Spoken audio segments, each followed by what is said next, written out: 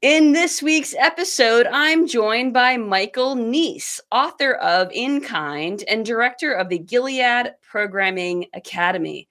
This week, our conversation is about Bob's Red Mill, Lyft, Greece legalizing marriage equality, and much more.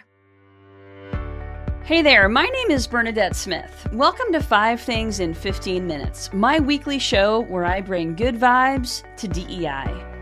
That is good vibes to diversity, equity, and inclusion with a little dash of corporate social responsibility. What I've found is that there are lots of news stories about what's going wrong in the world and lots of negative data. But there are also a lot of things going right. That's what I like to focus on. I search for DEI stories that we can be inspired by and learn from. My hope is to inspire you to experiment with some of these inclusive actions and policies within your own organization to help you build a more inclusive world.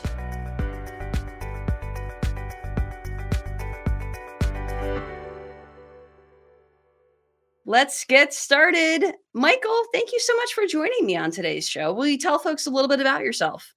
Thanks for having me here, Bernadette. Sure. Yes, I have just written a book called In Kind, Consciously Craft a Meaningful Life and Career. And it's all about how to find success in the business world by projecting kindness, by being kind, by living your values. And of course, a big part of that is lifting others, right? You can't be kind if you're only thinking of yourself. On the other hand, of course, you also do have to think of yourself and try to do some self-care as well. So I highlight all of those things in my book with some practical solutions. And as you mentioned, I do work at Gilead Sciences and I run the Programming Academy there. So I'm excited to be here. Thank you, Michael. I'm just curious, have you always been kind? Has it always been something that's sort of come to you innately, or was it been a little bit of a journey? I am sure that there are people who are just like looking at the internet and noticing my name and seeing In Kind and going, what does this guy know about kindness, right? Because there's so many times that I think as much as we have these values, as much as we try to live them, we're going to get it wrong sometimes, right? I mean, it's just going to happen. But I think that's the beauty in all of it, is that as long as you are well-intentioned, if you step off the path of integrity, that's a great time to note what is the path and how to get back on it. Yeah. So I've gotten it wrong so many times, and I've learned a lot from those lessons for sure.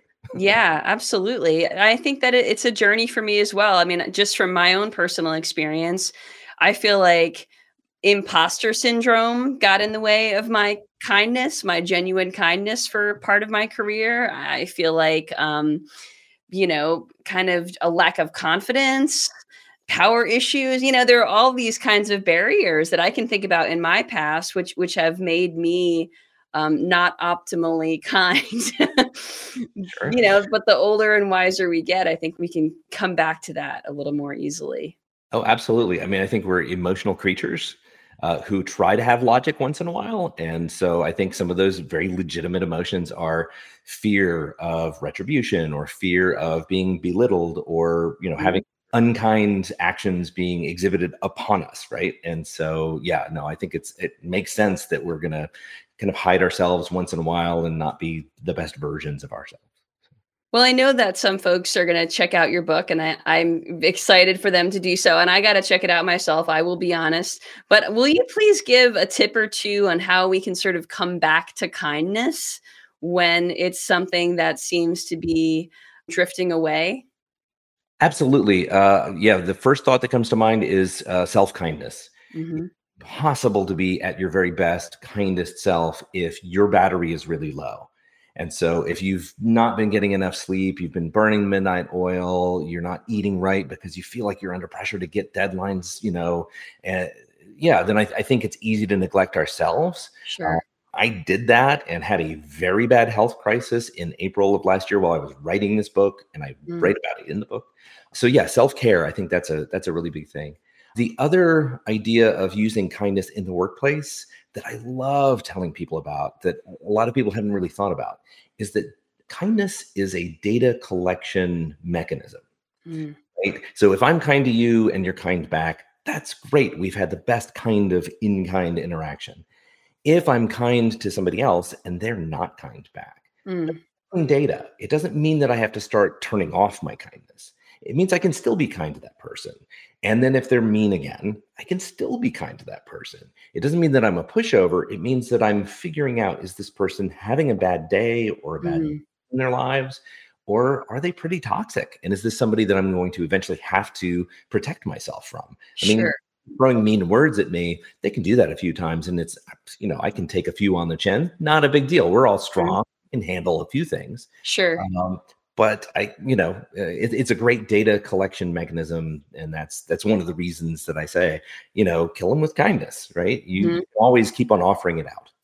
That's great. I think that's it kind of goes along with the Dalai Lama and what he says in the Book of Joy, which is about the concept of wise selfish.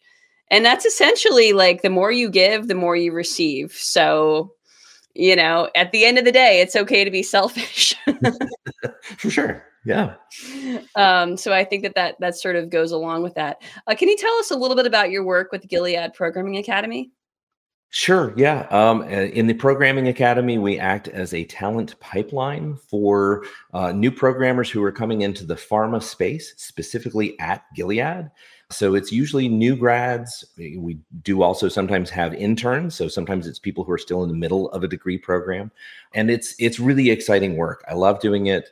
One of the big facets of this work is that we always, every single time we hire, we always make sure that we have a slate of diverse candidates. We always make sure about that before we make any decisions, because you can find very talented people from all kinds of backgrounds, but Mhm. you have to look, and you have to know how to look. And so we've gotten really good at that. We have an amazing talent acquisition team. And so I love working with them.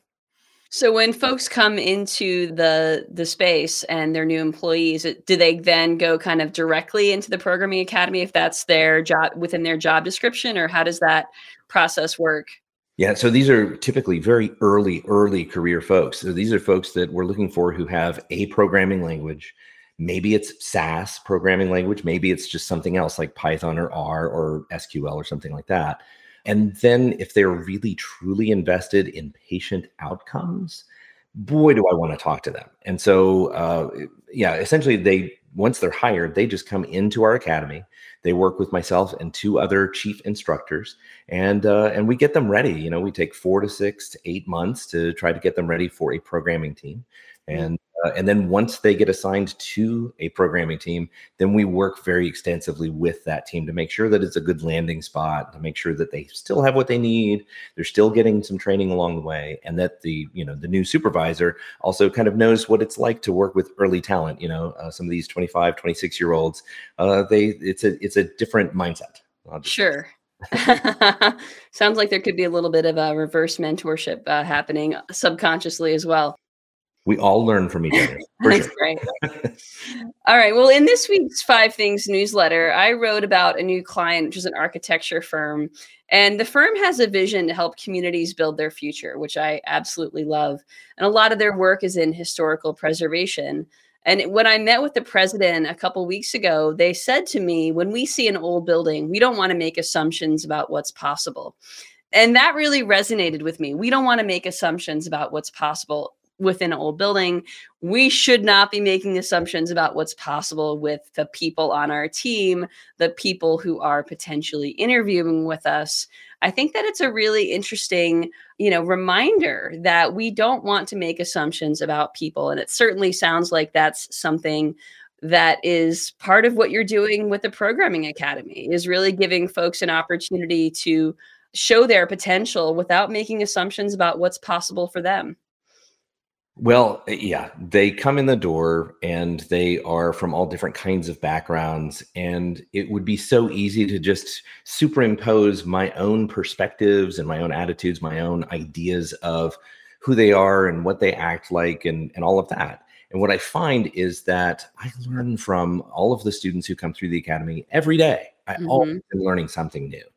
And it's great. It's really positive because it teaches me a little bit more about, like what does it mean to be in a workspace in a modern place and maybe not be a white male who's in that space. Mm-hmm. And so, yeah, I think you're right. It is a wonderful idea and attitude that we should be listening a lot, and we should be, gathering that data and trying to understand rather than just make assumptions and make guesses. Yeah, absolutely. And I think that it's also important as you are framing these conversations, especially folks who are trying to influence others on issues of diversity, equity, and inclusion, to come back to your organization's values, to your guiding principles, to the things that are sort of more macro than DEI, because I think there's very much a way that's connected. And in the case of this firm, their vision about helping communities build their future is not directly connected to DEI, but it is connected because, the future is increasingly diverse. It does require a better sense of equity and inclusion. And so it's all connected. And I think it's important to kind of make those links for folks so that you have more people to be going on this mission with you. Well, and we pick up so many fun things along the way, right? I mean, you That's have right. more friends when you try to include more people. That's right. All right. Well, let's get into this week's good vibes. The first story this week comes from Major League Baseball, where Jenny Kavnar made history as the first woman to serve as the lead play-by-play announcer for a Major League Baseball club, the Oakland A's. Now, Jenny brings 18 years of broadcast experience, 5 Emmy Awards, but is still making a major milestone. Now, she has broadcast play-by-play before, but never been the lead announcer. So this is a pretty big deal at a very, very white, very straight sport. Major League Baseball is very, very white and very, very male as well. Yeah, I think it's fantastic. It reminds me of my own mom, if we can go there. Sure. Yeah, my mom was a PhD scientist and worked in virology labs over at Duke University. Really smart, and that's just who I grew up with. So I Mhm. assumed that all scientists were going to be women. Mm. But of course, she corrected me and told me no, they can be anybody. So I think this is just fantastic that Jenny Kavnar is finally getting this pole position, so to speak. Absolutely. And, hopefully she will be a possibility model for other women to come. Got to break these glass ceilings. Great to see the representation. Otherwise, you don't know it's possible. So yeah. That's exactly right. Okay, the second story this week comes from the country of Greece, which became the 35th country in the world out of 195 to legalize same-sex marriage. It's the first Christian Orthodox majority country to do so, and they've also legalized adoption by same-sex couples. Very big deal. And I can imagine there's going to be a lot of fabulous gay weddings on Mykonos. Well, and it's wonderful, right? The idea that humans can be seen in the same ways as each other, it's fantastic. Absolutely. And you know what? People who are longtime listeners will know that there are stories that show up that are like, you know what? It's about damn time. And there are a lot of those stories. Country number 35. Yes, it's about damn time, but there are also a lot of ways, a lot of countries to go. So I'm going to keep celebrating the wins. And for it to be a beacon of this kind of change in Europe is a fantastic thing, because if it's possible in Greece, then it's possible in other countries that are nearby that maybe have been more hesitant. So. Exactly. All right. The third story this week comes from Mamava, a company that developed lactation pods following the enactment of the Pump Act. Mamava has experienced a 30% growth in usage and now has 4,000 plus pods installed nationwide, including a car dealership called Fowler Automotive, which is in 11 states, has a pod in every state that it's located, which has helped increase employee diversity and retention. I think this is fabulous. Yeah, when we first established a site in central North Carolina for Gilead, those who were designing what each of the floor plans should look like made sure that out of the 3 floors, we have 2 mother's rooms. that are luxurious, that, have a very nice seat and have a sink and a lockable door and a refrigerator and things like that. So yeah, I mean, I think it's critical for everybody's mental health to feel like they're not going to be criticized, they're not going to be judged, that they can just be who they need to be in that moment. And Hmm. not be somehow gendered or somehow have the microscope over them. Yeah, we want to make sure this is normalized, and not just for lactating mothers, but for lactating parents, because some trans men and non-binary folks lactate as well, and have new babies. So I think it's really important to make sure that we kind of normalize this, because it should be right, and that's how you're gonna see it's kind of the benefits that companies are looking for, like employee retention. Yeah, well, and that it just contributes to the mental health of everybody. It's Mhm. not just the people who visit that pod, right? It's everybody else as well. So Exactly. All right. The fourth story this week comes from Lyft, which, after a successful pilot program, has nationally expanded its feature pairing women and non binary riders with similar drivers. So, only 23% of Lyft drivers are women, despite women being half of all riders. So, what Lyft is trying to do is create a win win to attract more women and non binary drivers, who then have more earning power, by creating a more comfortable and secure environment for them, by allowing riders to prioritize matches with them. So it's sort of creating a win-win that's really all focused about safety. Lyft, of course, is benefiting by having more drivers sign up, and that means more earning power for everyone. yeah, I mean, this builds the future that I want to live in, right? Mhm. It is a first step in that direction. It's a shame that we have to do this to Yep. make everybody feel more safe. But good golly, it's time for us to be doing that because people don't feel safe. So yeah, and I should volunteer. I'm the parent of a non-binary child, Mm. and just knowing that this kid is going to potentially be in safer hands, knowing that they're going to be cared about and cared for in this way. I mean, now suddenly I'm looking at Lyft and going, okay, that's the company I'm going to call first. How about that? That's see, people pay attention. Thank you. First of all, thank you for sharing that, Michael. And I think it just shows how allies have so much power. So thank you. I really appreciate you sharing that, and you're illustrating how, how much it matters to shop with your values. Absolutely, yeah. I mean, the dollar speaks, and in That's this case, right. I'm not going to be handing it off to people that I think don't have my kids' best interests at heart. That's awesome. Well, thank you for sharing that. And the last story this week comes from Bob's Red Mill, which makes whole grain products. Bob Moore, the founder, recently passed away at the age of 94. But in 2010, he established an employee stock ownership plan for its employees. And the company remains 100% employee owned with 700 plus employees. Very rare, which is why it makes five things. And it's amazing that he sort of led in this way, and the employees can continue to live his legacy.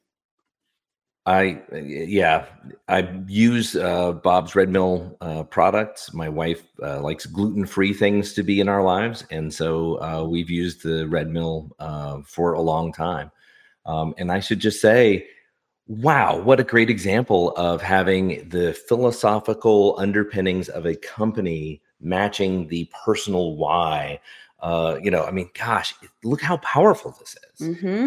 If you have people who are that excited about it that they want to invest in it and they keep working there for a very long time, I mean, it speaks, I think, to one of the basic things that we all need that we don't talk about enough, which is alignment of purpose, so that we also then have good mental and psychological and emotional health. Hmm. If you're showing up to work and you don't know why you're there, you don't know why you're working on a project or a task, that is some misalignment that gets inside you and hurts. And so, yeah, so very sad about Bob Moore passing away, but really nice to be able to highlight his company.